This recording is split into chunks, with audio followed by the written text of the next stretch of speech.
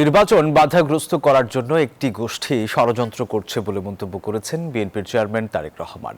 বিকেলে নোয়াখালীর হাতিয়ায় বিএনপির নির্বাচনী সমাবেশে ভার্চুয়ালি যোগ দিয়ে এই কথা বলেন তিনি। এর আগে দ্বীপ সরকারি কলেজ মাঠের জনসভাকে কেন্দ্র করে কানায় কানায় পূর্ণ হয় জনসভাস্থল। সভায় প্রায় হাজার হাজার লোকের সমাগম ঘটে।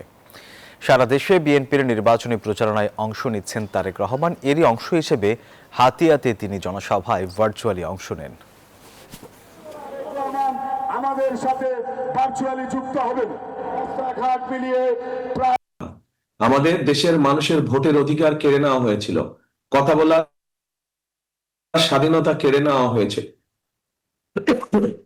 যারা এই কাজটি করেছিল তারা দেশ থেকে চলে গিয়েছে, কিন্তু প্রিয় ভাই বোনেরা, এখন অন্য একটি গোষ্ঠী তারা আবার কিছু কিছু ষড়যন্ত্র করছে।